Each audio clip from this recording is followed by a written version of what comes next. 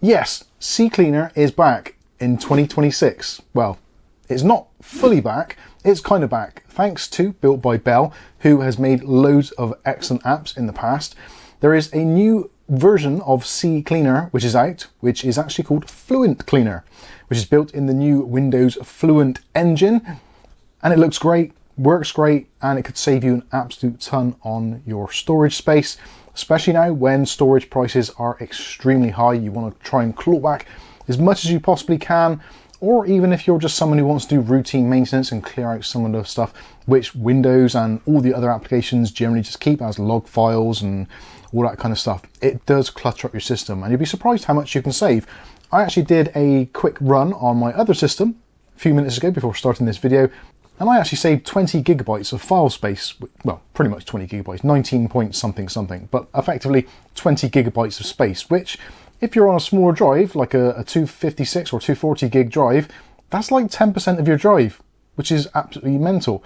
So without going on too much, let's head to the computer and we'll take a closer look. Okay, so we're on our Windows computer here. So if you go to the GitHub page, github.com, Builtbybel, and go to Fluent Cleaner. Builtbybel, for those of you who are wondering, have done loads and loads of really cool packages. Flyby11, Crap Fixer, FlyOOBE, Win Slot Remover, etc, etc. So yeah, he's pretty cool and done a lot of stuff. But today we are going to be looking at a specific project, which is the Fluent Cleaner. So to have a look, it's basically a modern, no spyware, no scareware, no dodgy upsell stuff. This is just the real deal. And it just goes ahead and looks at all the files on your computer, or ones that you actually tell it to, and it will remove them. Fantastic. Now, for those of you who are wondering, this actually runs on the kind of the same sort of engine, or at least some of the signatures that CCleaner did, using the WinApp2.ini signature.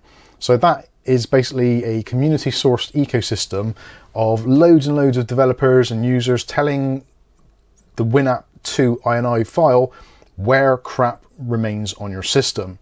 So it's really good, really easy to use, very simple, very straightforward. It's not going to scan your entire hard drive, it's just going to look in the places that it actually needs to look. So if privacy is a concern as well, don't worry, it's got you covered. So in order to use this, we need to download the latest version. So currently there is a release here, as it's very new, only came out last week. So we go to the releases, and yeah, you can see it was released on the 26th of the 4th, 1969, but yeah, not too sure what that's about. Anyway, moving on down. So if we go down to the download section, there is an option as well. You can get some extensions. So pretty much in most of the applications that Builtbybel does, you can add in tools or extensions. Now that's entirely up to you. If you just want this to be a clean and simple uninstaller or remover, or crap remover, leave it as is. But if you do want the extensions, you can install those as well. So if you do want to do that, just download the extension zip. There's things in there like the Chris Titus tool. There's all kinds of things for removing bloatware, some of Builtbybel's other applications as well. So again, it's entirely up to you whether you want to do that or not, but if you do, you can check out the extension zip. So I'm going to download that so we can see what's actually in it. We'll save that to our Windows desktop. And also, if you want to actually run the program, then just download this one here. So this is Fluent Cleaner for the WinX64, so 64-bit computers. So download that one as well, and we'll save that to our desktop also. So now we're finished here, and we can close this window, and let's see what we've actually got. So just a quick one, I've just unzipped the extensions folder, so you can see what's in there. So there's the ViveTool, we've got Boot Access Helper, the Chris Titus app, Clear Icon Cache, Restore Boot Points or Create Restore Points, Power Plans, Windows Defender Maintenance. There's all kinds of little tools and stuff that you can go in here. So there's the option to use those should you wish to, but we're not going to for this particular example. So this is our Fluent Cleaner. We're going to extract that one as well because we need to extract it. And then we'll go into the folder and we'll just run the exe. Hopefully at a later date, Builtbybel will actually make this into a full-on Windows installer package, but for now we can just run it from the executable here. So just double click that and it will open up there. So let's make this a little bit bigger so we can actually see it on the screen. So this is a very, very simple and very straightforward cleaner. Very reminiscent of how CCleaner used to work. So you Got your system information at the top there. On the side, you've got the tool tabs. You can close those if you want to. So you've got the cleaner, you've got the terminal, and you've got tools. So let's go to tools first of all. So again, if we wanted to have the extensions, you could do open the app folder and you can put them into the actual Fluent Cleaner folder. If you wanted to do that, and you can open up all those tools from in here, so you can select them from the list. Also, we've got the terminal. So if you don't really want to run all of this individually, or you just want to do a specific thing, you can use the actual terminal. So if we do, say for instance, help, I'll give you a list of all the commands. So you can also list tools. So if there's any tools available, just type it in and see what's available. Obviously we haven't installed any extensions. The extensions folder isn't there. So you get the general idea. Also for debloating, you can do that as well. So you can do that from Appx. So let's do Appx list, as it says there. And it will list all the Appx type packages you've got there. So effectively bloat. And if you want to, you can remove those individually. There's quite a few on there, unfortunately.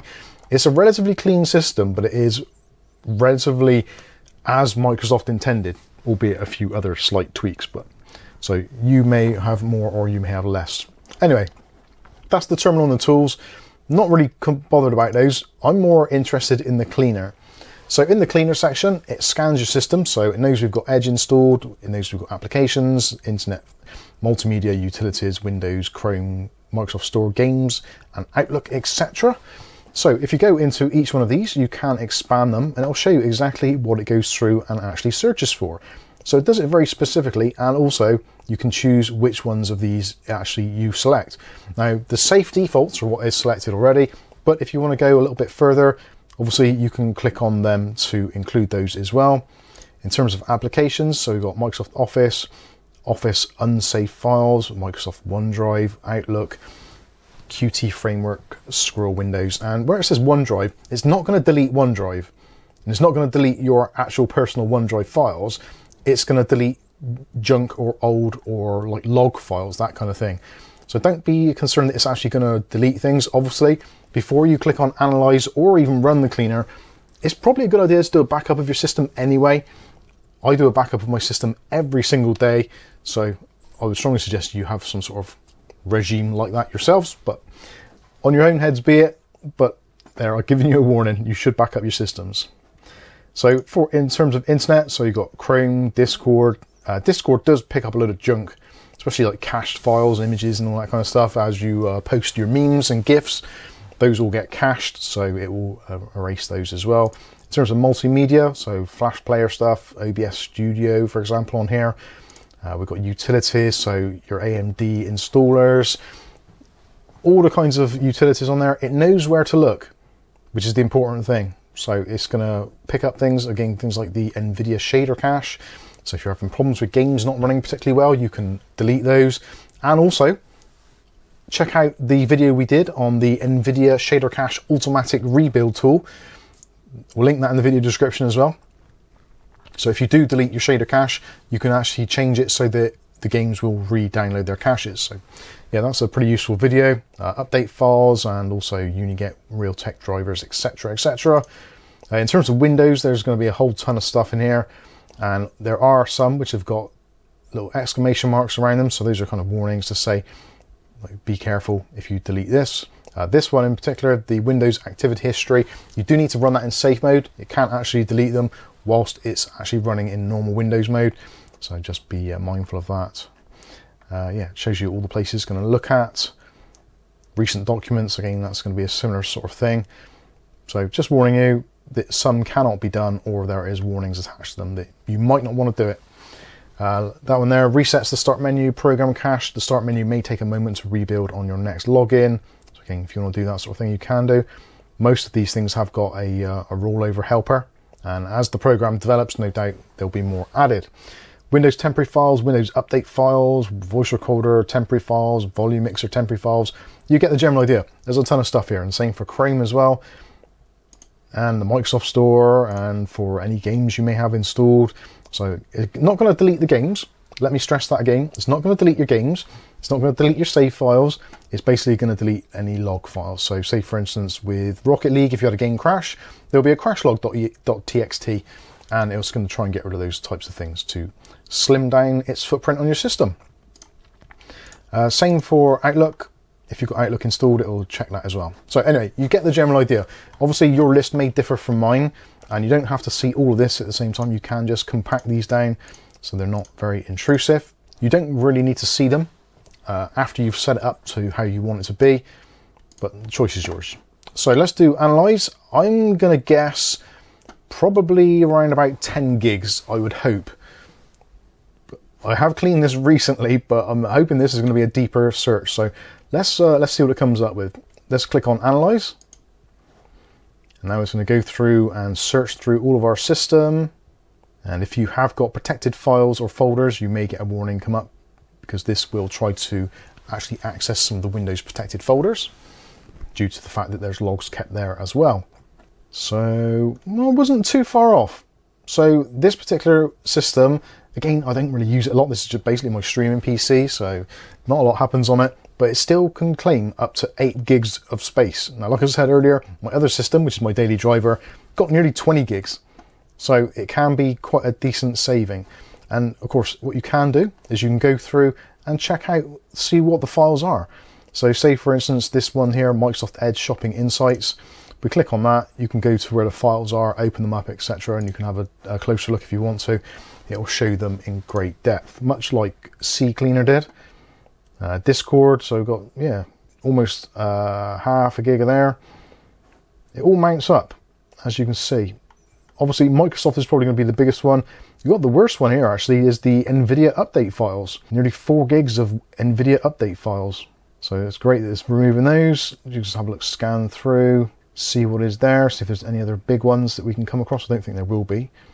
Although saying that, you get Google Chrome caches there, 1.16 gigabytes, which is insane. It's just a web browser. It doesn't need a massive cache or any sort of storage. It should forget all that as soon as you close your Windows. But anyway, you've also got Steam packages, Xbox, etc. Now again, I will stress, this doesn't delete your useful data like your games or applications. It just gets rid of junk files. Like 3D Mark, this one here. See, it's not going to remove 3D Mark. It's just going to get rid of the log files. But those log files and temporary files all can build up. So I'm pretty happy with that. So let's run CCleaner, and I'll do this in real time so you can see it actually doing it. Also, it's going to say here about the entries, about Steam installers. So you should only enable that if you've actually launched the games. Because if you've downloaded a Steam installer, but you haven't actually installed the game, then you're going to delete the installer. So you can't install the game, you have to re-download it all again. And as it says there, after the first launch of the game, these files become useless. So it's just another little warning there. So I'm going to click on continue. And it's deleted. Wow, it's done. That seems quicker than CCleaner ever was. So I'm pretty happy with that. So it's deleted all of that. And if we do another analysis, it'll probably pick up a few little files. Yeah, just a couple there, just 1s, 2s. You can keep on running it like you did with CCleaner. Sometimes it took a while to get rid of absolutely everything. Some of your files are actually going to be in use in Windows. But as we can see, after rescanning, we're only using 6 megabytes of files. I'm pretty happy with that. That is much better than what it was at 7 gigabytes plus. And there we go. So that is all done. And now Poppy has joined us now. She's very excited to see how the new version of CCleaner has worked. And what do you think about it? Any good? No, not particularly interested. Anyway, hopefully this video is going to be useful to you. And don't forget, as I said, if you've got to the end of this video and you're looking for something else to watch, thanks Pops, then head over to our Nvidia cache video. So this is for your Nvidia caching for games, and it basically can recompile your cached shaders so that your games can potentially run a little bit quicker and with less stutter. Definitely well worth checking that one out. I think that's going to wrap this one up. I've been Mike, this is Mike's Unboxing Reviews and How To, and hopefully we'll catch you in the very next video. Thanks for watching. Now you go to sleep.